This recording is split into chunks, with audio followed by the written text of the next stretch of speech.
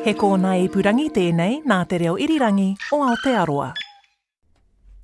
Te hewa mauri ora ki te whai au ki te ao marama. Kia ora and welcome to this, our Mapuna podcast. It's great to have your company again. And this week, we're focused on food. We have two kai kōrero, two guests on Mapuna this week. The first is Dr Jessica Hutchings. Now, she is a long-term practitioner of kai Māori, but is also the founder of the Papa Whakaritorito Charitable Trust.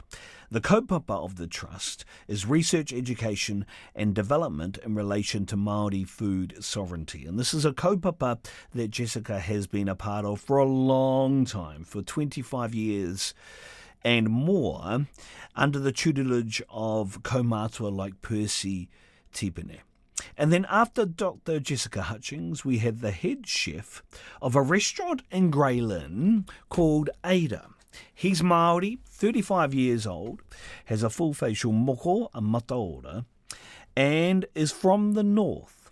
But his menu consists of kai like, get this, kumara puree, hangi cabbage, beef short rib with horopito and harakeke rub, and snapper with marmite sauce. Kia Kanuta and Dr Jessica Hutchings are our kai kōrero on Mapuna this week. Thank you for tuning in. I hope you enjoy our podcast for Mapuna Whakarongo Maira. Dr Hutchings, he uri no ngaitahu, no Kati Huirapa, joins me now. E te tākuta e te uri o tahu pōtiki tēnā koe. Tēnā koe, Julian. Ngā mihi kia koe. Me ngā mihi kia koe. Thank you so much for your time. I'm really interested in the wānanga. What is the kaupapa for the wānanga? Beautiful. So the wānanga is called He Whenua Rongo, and it is an Indigenous seed, soil and food sovereignty symposium, and it's held over 3 days. It's really starting on day one. We're working in partnership with Ngā Tuki Whakarururanga, which is an amazing rōpū that came out of a treaty claim to do with the TPPA, and that's really holding treaty interests right at the heart of our free trade negotiations. And I know that might sound really far away from food sovereignty, but what happens in the global sphere around food and free trade agreements and our commodities markets really impacts on our ability to be able to achieve food sovereignty here. So day one, we've got fabulous speakers, Annette Sykes, Aroha Mead, India Logan Riley, Donna Kerridge. But what's really exciting is we're bringing out Dr Vandana Shiva, and many of your listeners may have heard of her. I personally consider her one of our most, if not the most important environmental activists globally of our time. Formidable, speaking truth to power, calling out the technosciences in our food system, the vested interests, the monopolies, the philanthropists and their impact that they're having. So that's day one. Day two, we connect up with other tangata taki from around the world, in particular from Turtle Island, to connect into a kaupapa that's called rematriation, that's being led by First Nations women from Turtle Island, to really return back to that deep, deep sacred relationship that we all had, that our tūpuna had, definitely, with the taiao. So they are really ahead in terms of seed sovereignty in relation to what we're doing in Māori community. So it'd be fabulous to hear from them. And then on day three, we moved to Papatua no Kumarae out in South Auckland. We were all focusing on the local and working with Te Waka Kaiora, the National Māori Organics Authority, to really elevate and grow Māori organics, to grow what we call the huaparakore, which is the first Indigenous verification system anywhere in the world for organics, or for what we call kaiatua. So we've had so much interest. We sold out about 2 or 3 weeks ago. We've got a huge list of people who are really keen to come. And it's really the first time, I think, that we've joined up across food movements, Indigenous food movements in Aotearoa. So we're super, super excited. Yeah, and I believe you're having the first couple of days at our Maraean at Point Chev there at Te Mahurihuri, which is awesome. And you mentioned huaparakore and Te Waka Kaiora. I remember kaumātua like Percy Tipene being deeply involved in this mahi takuta.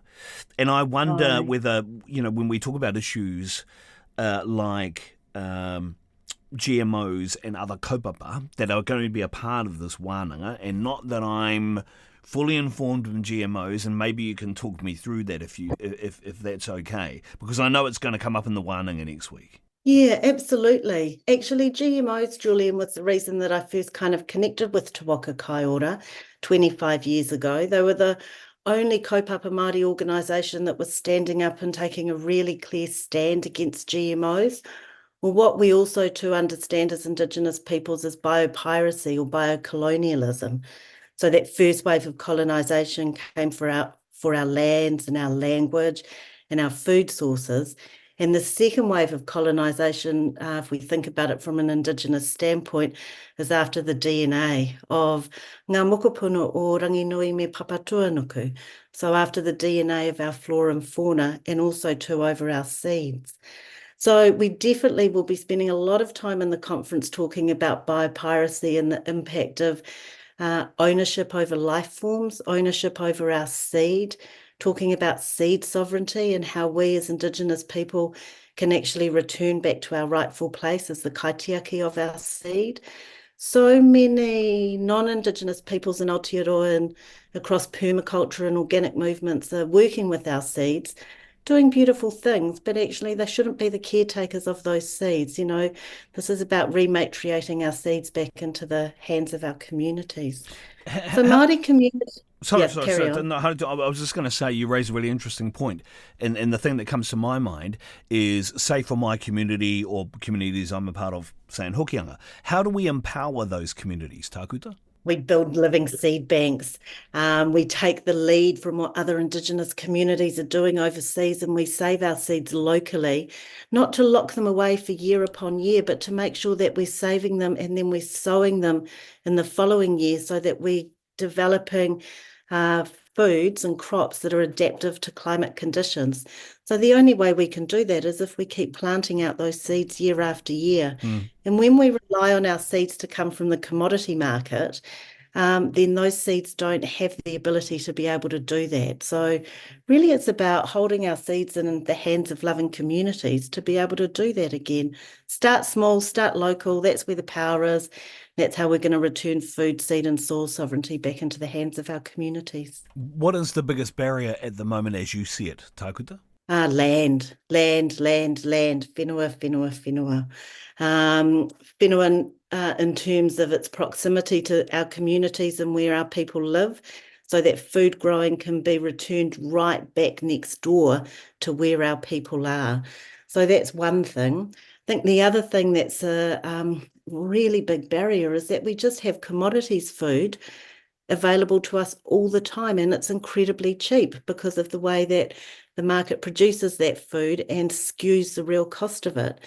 So it takes a lot of work to grow food. I know this because I'm a huaparakuri grower and I've been on land for 20 years growing food, and it takes a lot of work. So it's almost like, as Percy would say, and you mentioned him earlier, Percy would remind us as food growers that our role is really to come back to know ourselves through our divine Indigenous senses.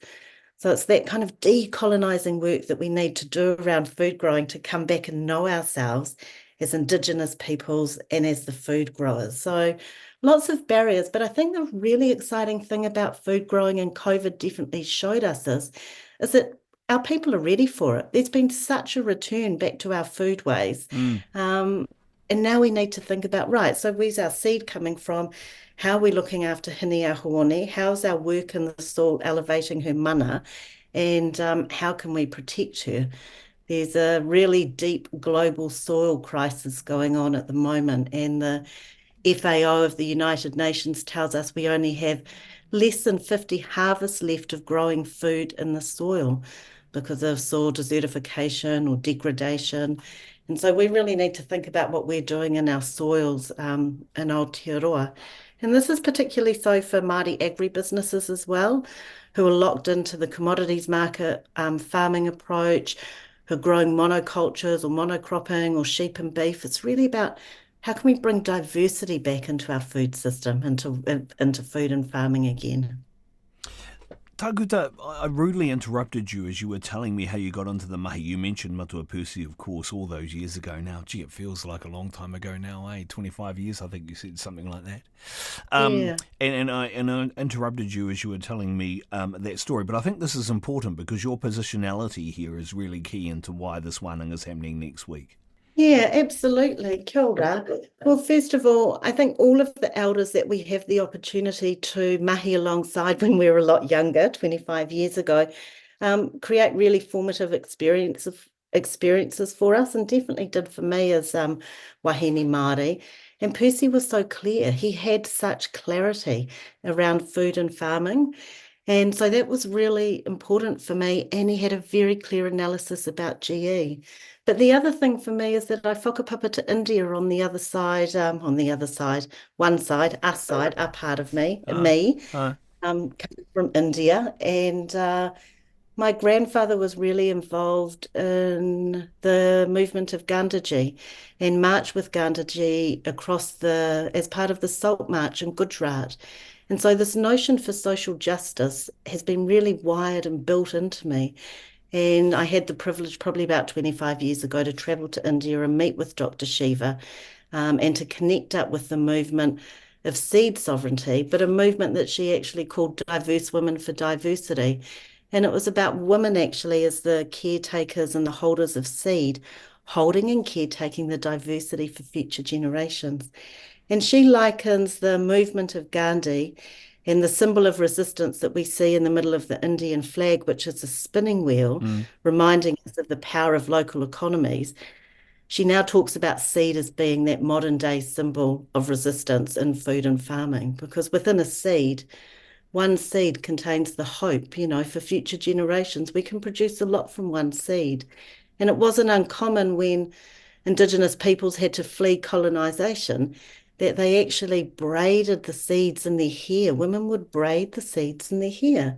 Uh, Women would carry seeds inside their clothes. And so I think we need to really think about how we return back to those narratives of the early resistance movements Yeah. from which the whenua rongo is just continuing, right? Yeah, and you touched on a point I was just going to raise with you, so thank you for doing that, because I think it's really important, that point about narrative. So not only, is it important to carry on those traditional narratives that we have, but to also continue to build those narratives, particularly as we try and get whānau more and more off the current status quo in terms of how we get food onto our tables. And so building that narrative for us to be able to do that, I think, is really important. Yeah, absolutely. And seeds, our pūrākau is attached not only to our seeds, but also to our soils. Uh, We have, 40 to 50 different names for the different types of soils in Aotearoa that are connected, obviously, to the whakapapa in the takiwā of which they're from. And so these names need to emerge again. Now is the time for that deep return to Indigenous wisdom and knowledge in order to return the sacred back to nature. And so applying narratives or, reconnecting our pūrākau to our seed and to our soils might be a way where actually we can really see that return to nature in food and farming, where we're not degrading soil and we're not purchasing seed from the commodities market. and I feel there's a real sense of non-Māori wanting to be a part of that journey too, Takuta. Is that right?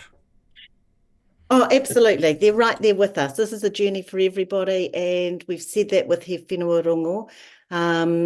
It's open to everybody. We all have a part to play in this. But when we're working across alliedship spaces, I think the role for Pākehā, non-Indigenous people, and it's something Dr. Leonie Pihama said, is that a good ally, a good Pākehā ally walks behind or beside, but never in front. So we still need to do a lot of work on how we work together across the movement so that the integrity of our Indigenous spaces and food, seed and soil sovereignty is held intact, and we're the ones who are leading out. And so the attendees at this wānanga won't just be, for example, activists or policymakers or food growers or people in the industry, but also, say, for example, other farmers, producers, a wide range of people who you expect to be at a part of that wānanga next week. Oh, absolutely. It's the whole breadth across the whole breadth across society, I'd like to say, in terms of my bubble of how I might think about that. But Yeah. yeah, organics, regenerative agriculture, yes, activists, yes, policymakers. But I think the main thing is, if we take all those kind of handles and cloaks and layers off in terms of describing how people are, or the roles that they play. It's really about people who have a heart for nature, who want to be part of a movement and to see a return in this country where food systems, food sovereignty, soil sovereignty, and seed sovereignty is in the control or in the hands of local communities. E te tākuta, tēnā koe. Thank you for the illumination, but also thank you for the information regarding the wānanga to be held next week at Tūmarae, of course, Papatūānu Kōkiri on the 13th and on the 11th and 12th at Te Māhuruhuru Marae. I really appreciate your time e te tākuta kia kahairota ngā mai. That was Dr Jessica Hutchings from the Papa Whakaritorito Charitable Trust. And this is, of course, Mapuna on RNZ National. Well, you heard my kōrero with Jessica about growing kai, and now we're going to celebrate what comes next, which is, of course, eating the kai. My next guest certainly knows all about that, but in a fashion perhaps beyond all the weekend cooks that are tuning into us now. He is the head chef at Ada here in Tāmaki Makaurau, a popular restaurant. And his food champions local ingredients and traditional Māori cooking methods. You'll get to savour pillows of rewana fried bread, beef short rib, with a horopito and harakeke rub, kumara puree, hangi cabbage, and much, much more. Now I'm hungry, but it's awesome to have with me right now, Kia Kanuta. Thank you so much for joining us. Really good to have you in the studio with us. Can I start by asking, I'm from a little town up north called Totoro, just out of Kaikohe. I know the place well. And so are you one of those Kanutas? I am, yeah. Oh, yeah, wow. yeah, exactly. I know Totoro Te Maunga. Yeah. Were you brought up in Totoro? No, I wasn't. My old man, he was from there. And Who's your father? Stephen Kanuta, Tipene Kanuta. Yes. Was his father boxer? No, that's one of the uncles. Yeah, that's one of the uncles there. Now, my dad, he was actually a musician back in the day. And he came to Auckland, the usual looking for mahi from the country. And So you and I are probably related. I would say so, mate. Because my grandmother's a Mātene. Excuse us, Inga Straight into Whilst it, we eh? just share a bit of whakawhanaungatanga here with the whanaunga. Yeah, so my grandma was a Mātene. My dad's buried up by the church. Yeah. So the Wilcoxes originally, the Totoro Wilcoxes are Mātenes. Yeah. From Totoro. Yeah. So we're probably related, bro. Honestly, I'd say so. Close. Te ringa te marae. Te ringa. Oh, yep. Yeah, there you go. Wow. Okay. Neat. So it took the radio show for me to meet my whanaunga. And so, as I mentioned earlier, I mean, that menu sounds awesome. And I know you're doing a bit of work on menu at the moment. But let's start by just talking about the menus. Because when I mentioned things like kumara puree and horopito and harakeke rub, sounds awesome. I have no idea how you do it. How do you come up with an idea for a menu like that? Okay, so there's a few elements to it. Just starting with when I first took over Ada, I didn't want to box myself into a type of cuisine. I didn't want to be just doing, Italian cuisine or French cuisine or something like that. And I've got a background in Vietnamese food as well. I just wanted to do stuff that was authentic to me, and that's where it started. As long as I stayed authentic to myself and what I knew, then I knew that I was doing the right thing, and just giving life to some of these ideas that I had years ago when I first started out cooking, and the passion was there, and I had all of these ideas, but none of the skills to execute any of them. And I've held on to some of these ideas are coming to life now that I thought of about 15 years ago. Just had no idea to do. So where did those ideas come from then? And that's the same as the menu at Ada. It all came from my childhood. My old man, like classic Māori fella, didn't let anything go to waste. One of the dishes that we have on is the boneless whole snapper. and I've matched it with a marmite sauce, and that works on a lot of levels. But for me, it just made sense when I was trying to think of a sauce for it. All I could think about was just breakfast in the morning, and I'd be having marmite on toast, and my old man would be having fish heads, and just like that memory, I was like, right, that's going to make sense on the plate, and I can make it make sense on the plate. Yeah. So yeah, it all stems from my childhood and what I ate growing up. A lot of things are like, oh, what's that? And he's like, boy, that's raw fish. And I was like, oh. And you give me to try some of it, bro. This is yum as. and then I think, and then you start growing in the industry, and you think, oh, how can I actually make that stuff so that people that where I'm from where I'm from, will recognize it. Yeah. But then people who have never had it before will be like, this is elegant. Yeah. Yeah. And So how long did it take you to acquire the kind of capability and the skill to be able to turn the idea into a reality? Man, I'm still learning, honestly. I'm still learning heaps. But I'd say the first 10 years of just understanding real basic cookery. Yeah. Like mixing, like learning all your cuts, for example. As a young chef, that was a huge focus, is standards, making sure you know all your cuts. So acquiring those skills, like, it's a lifetime thing. So sorry for the 2-minute noodle makers that are out there. What does know your cuts mean? Oh, so different size cuts. So like dicing your onion, slicing your onion, big rough chops for stocks, like things like that. Yeah, knowing your cuts. No, yeah. Sorry. No, it's all good. It's all good. And so I suspect that it takes a bit of bravery to want to put an idea like, sorry, did you say whole snapper, boneless snapper with Marmite sauce? Yeah. That's like become one of the signatures now. So that takes a bit of bravery to want to, because no one does that. No one's doing it. So the idea and then doing that at a restaurant like this, it's not just brave. There are implications if things go wrwrong. How do you know that that's going to work? It's another element to being Māori. Yeah, you don't always know if it's going to work, but you just got to be brave and do it. You got to put it on the line. And I'm really lucky. So the other directors, I'm a shareholder, part owner of the restaurant as well. The other two directors are this lovely couple, and they know food. Well, the wife does, definitely. And they both are such amazing coaches in different ways, but Fran in particular, when it comes to helping me guide, she's the one that pushes me in the right direction for stuff. She's really good at that. But they help me temper that I want to take risks, and they're like, ooh, maybe is there a way you could soften it? Is there a way you could add something to it so that it's more approachable? And I'm like, actually, you're right. There is a way I can do that.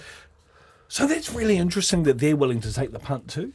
Yeah, man, they're awesome. They've been like super supportive from the start. When I first took over, they actually said that, like, we just want Kia. We want you to do what you are comfortable doing. And then I made them a few dishes, and they're like, this, like, where's this? And I was like, oh, these are things that I did for a pop up. And so how did they know about you? Oh, they got put onto me from a friend. So I did a pop up at Rose's Dining Room on Key Road while I was working at Peachy, and I just wanted to do something different, and I had a few people come through that really loved it, and then they got put onto me for a friend. Yeah, here we are. And how did you know about Ada? Because doing this kind of menu, one doesn't normally apply or align this kind of menu with, let's be honest, a place like Grey Lynn. Yeah, I mean, it's there. It's the community is there, but it's not being showcased. And I'm not from Grey Lynn, so I might not be the perfect person to showcase Grey Lynn, but I am from Auckland and I am from the city, and coming to Ada, I actually hadn't really. I've been to Ada once before, so the food was real different to what I was expecting. And so when I came on, I was like, and given the opportunity to do my own thing, I just stepped into that. Yeah. You know, that's why it was good to have dishes that represent my childhood, because people in Greyland, it represents theirs as well, you know. There's a lot of Māori and Pacific food on there. So you've talked a lot about where that inspiration came from, and I know you talked about your dad and his fish heads. Gee, that reminds me of a couple of things, just to be honest. But were you identified as someone who should be cooking at home, like mum and aunties and stuff? Were they like going, "Boy, come and do this," and giving you a pot and? Yeah. So like I was talking about my allergies today. I was always in the kitchen with mum, while my brother would be like with my old man. They'd all like the men would be outside doing classic men stuff like fixing motorbikes and building stuff, and I'd get sick from the sawdust. I didn't like the oil, didn't like the fumes, so I'd be inside with my mum, or mostly my nan. Oh yeah. Honestly, Who was your nan, by the way? This is my nan. So my mum's side of the family are all from the UK. They're all from Scotland and Windsor. And they came over in the 70s, which is why the food that translates on the plate, it's coming from both sides. It's both sides of the coin that we have here in Aotearoa. It's very Māori. On a Tuesday, we could be eating tuna and watercress, and on a Sunday, we're having roast. You know, like it was quite funny like that. But yeah, so I was just in the kitchen with my nan, and then with my mum. That's just where it started. But then, like you said, like, as a Māori, my dad was always teaching tikanga when we went to the beaches. You know, it was like a karakia before we got anything. Gratitude is the attitude, and just being able to combine those things is what's brought Ada to life for me. It was what's brought the menu to life. So do you still carry on those tikanga in your mahi now? Oh, always. Yeah. So really important that it's not just Māori food that's on the plate, or at least Kia's food that's on the plate. It's all throughout the business. Things like a classic hospitality contract would say, if somebody passed away, immediate family bereavement leave is like 3 days. And we all know that tangi can go on for a week. You know, the service itself could be 4 to 5 days, but you need a week. You know, you need a week. And I wanted my team to know that if somebody immediate passed away, that they wouldn't have to not only worry about the mate and the funeral and everything, the tangiana, but that they're only going to get paid for half a week. So in the contracts, as a Māori, I felt like we changed something, a step in the contract. And then there's paperwork, and then there's the actual in the element of being in the restaurant, in the kitchen. When I first made my Rewana bug, when I first got the starter going, or it's coming up for a year now, it was a full karakia, and I teach people when they come into the kitchen, this is a living element of our restaurant. Yeah. You know, this is my baby, treat it as such. You know, we need to feed it every day. Tell it you love it, you know, because it's alive. But it's that element when they say, you know, what's the secret ingredient? Love. But it's no secret. Everyone knows that. So you got to show love to the starter at the start, and then the bread stays fluffy. Gee, we're really getting into it now. Yeah. We're talking about Rewana bugs and everything. You're right. You do have to keep feeding that bug, eh? You do have to keep feeding that bug. So how do you source? So let's say, for example, snapper with the Marmite sauce. Where are you sourcing? Is that something that you've done personally, a relationship that you've got? How do you source that guy? So there's different suppliers around the country. I went with Moana. Yeah, I talked to Moana. They have a great range, and their produce is just so fresh. And they I think they mostly supply like big places. But I was lucky because I had worked with them back in the day. I worked with them a few years ago. The lady who was my then rep had a few promotions since, and she was able to get me an account started with them, and yes, I could get their long line snapper. There you go, Rachel Tolare. She used to cheer up Moana. There you go. A little bit of a plug for Moana. And by the way, my cousin just rang me from Totoro. I'm talking to our relation, okay? So there you go. Well, I'll ring you after. So I think that's an important point that you just touched on there. Not just Moana, but also, are you looking to try and reinforce or establish relationships with iwi partners and others, Māori businesses, definitely. entrepreneurs, Definitely. So suppliers? yeah. So my bro, my bro Tom, Mr. Netana, he's a chocolate maker for Al Cacao. I'll just put the lazy plug out there for him too. No, man, he's my homie. He's actually an amazing pastry chef.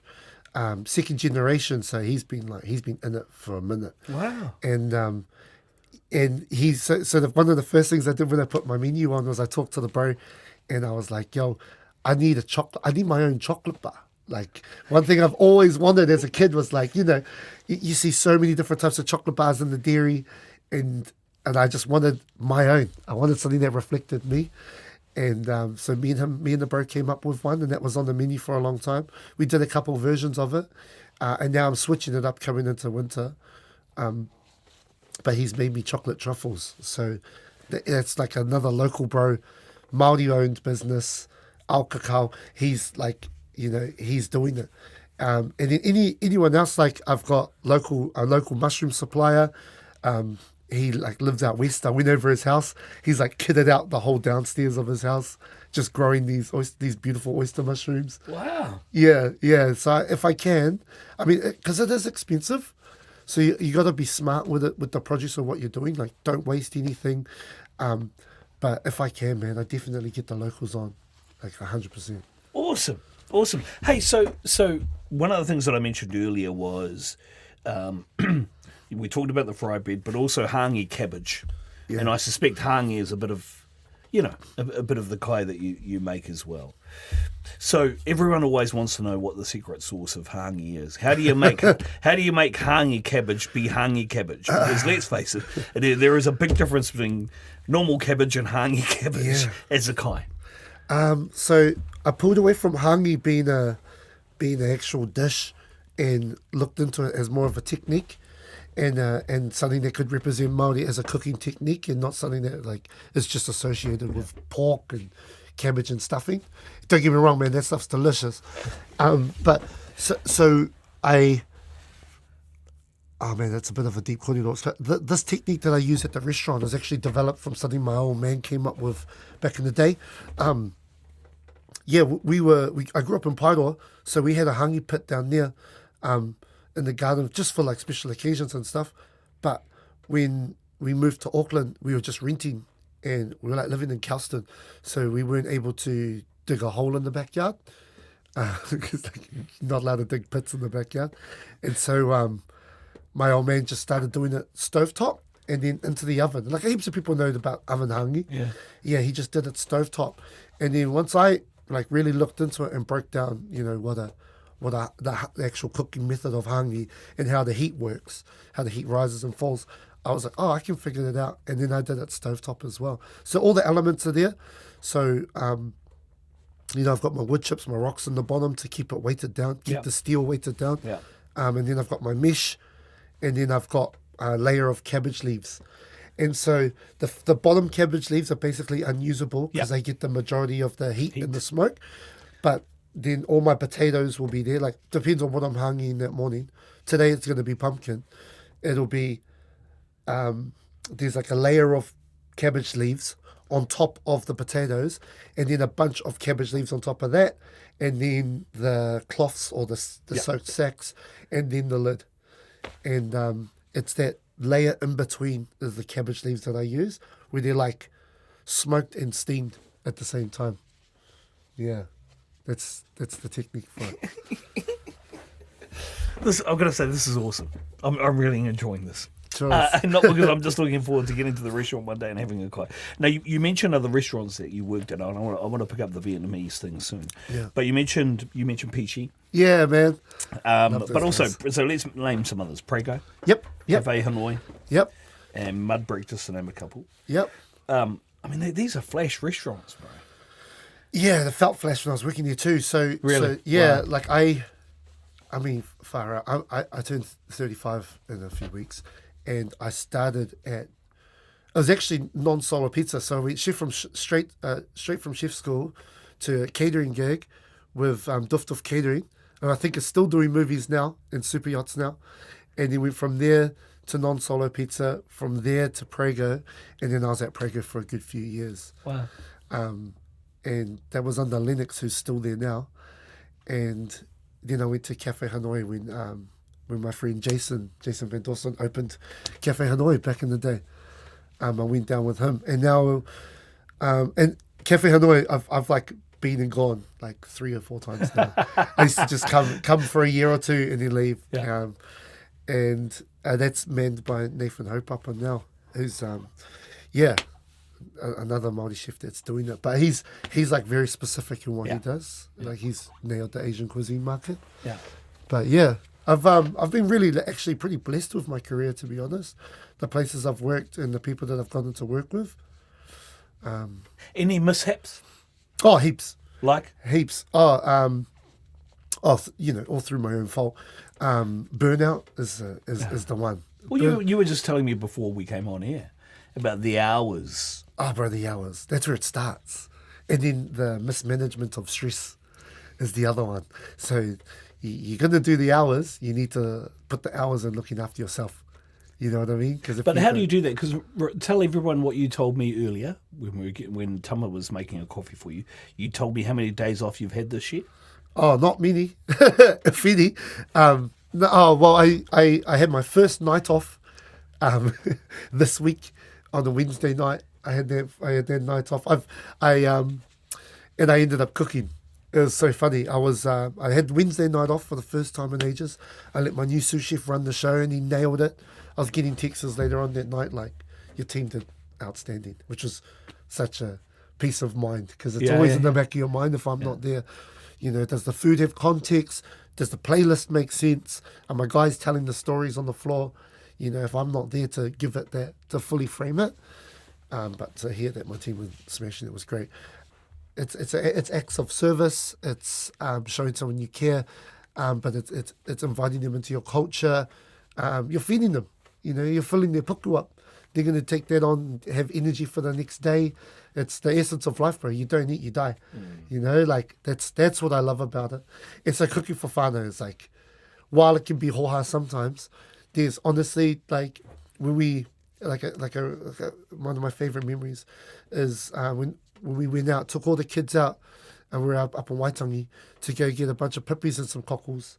They get a whole bunch. They're all doing the shuffle. They're all digging. They fill up the baskets. We take them home, and then I'm like, all right, you fellas, this is how you purge. You know, then I start teaching. This is how you purge your shellfish. You need to purge it to get rid of the sandy grit. And I'm going to make you guys a vongole. They're like, what's that?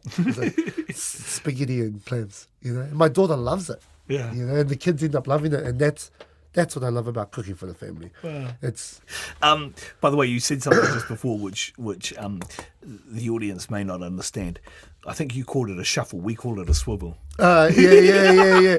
Yeah, when you're like digging in the... No one can see us, by the way, but it's basically he's talking about the foot movement you need to have when you're going for pippies or cockles, and you're swiveling or shuffling your feet into the sand to be able to get them out. We call it the pippy swivel, but you know, it's a good dance move actually, by the way. And they use it in kapahake. That's the foot stomp. Ngāpui kapahaka is the pippy swivel. Yeah. How can you say?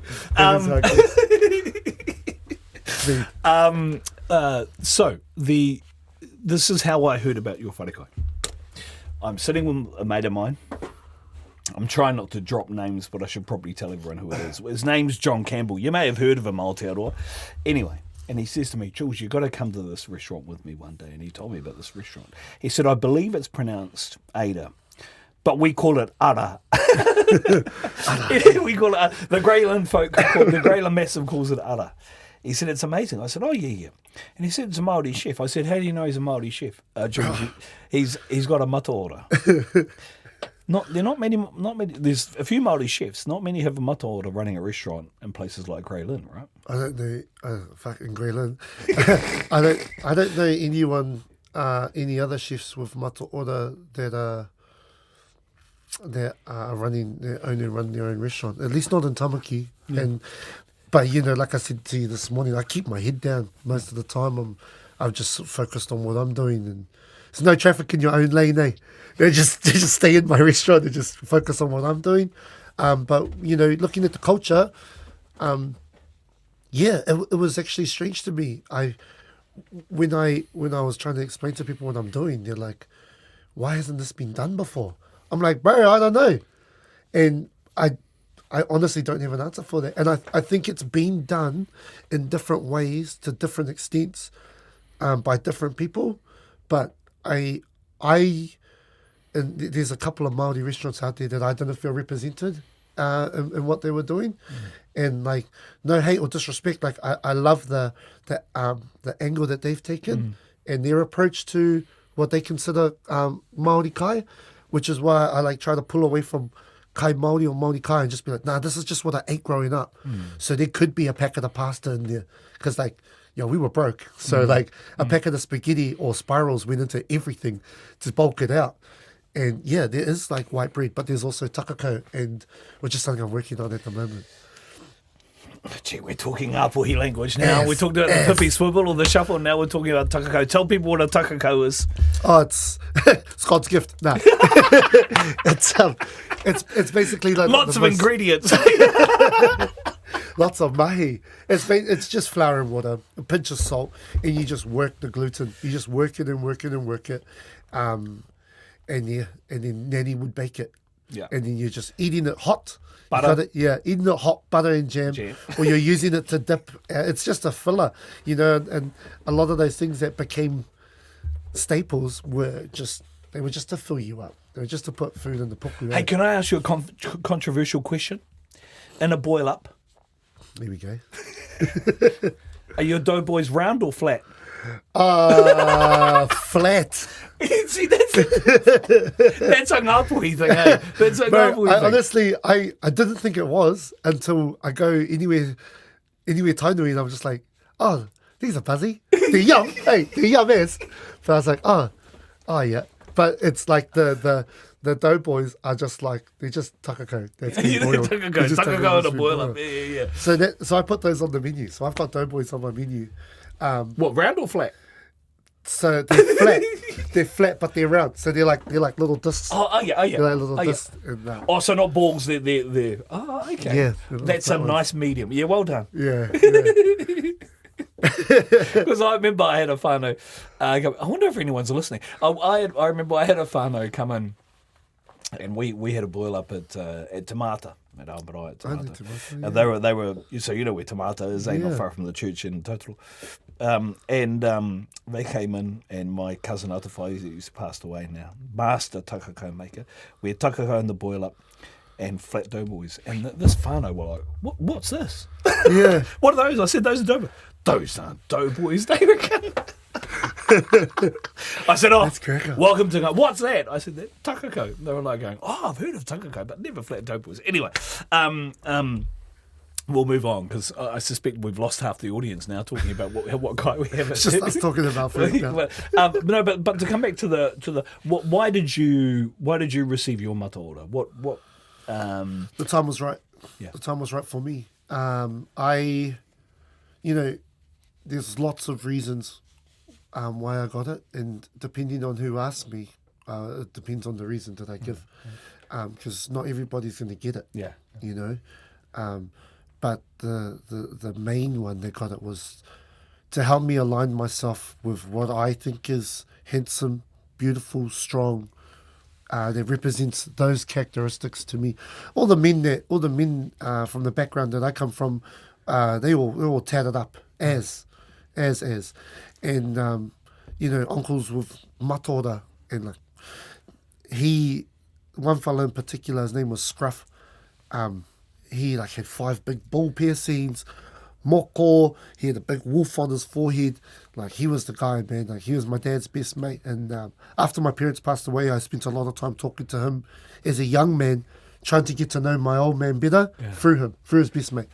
And the more I got to know him as an adult, the more I started to understand perspectives on life.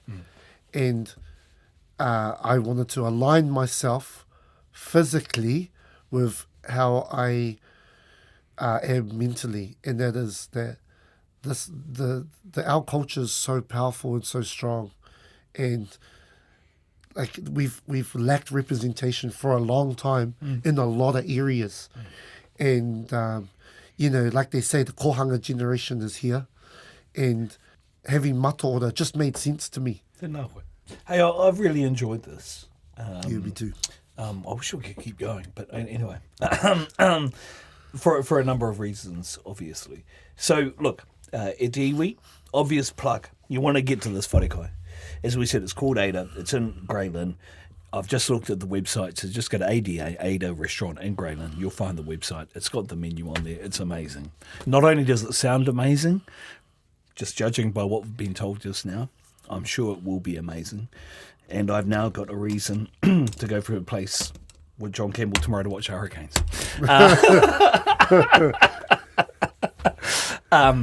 Thank you, bro. No, it's my absolute pleasure, man. Thank you for having me here. No, it's ours to be able to just chat and have a corridor about what inspires, what motivates, what invigorates, and a little bit more about the tikanga behind what you do. Well, it's nice to get out of the kitchen and talk to other people about it, because I know I'm passionate about what I do, but I struggle to look up sometimes and actually talk to other people that are coming to the restaurant, and it's nice to talk about it, because then I remind myself why I do what I do, because I do love what I do, but man, it can be hoha sometimes. I really appreciate you giving your time and telling us more about your story.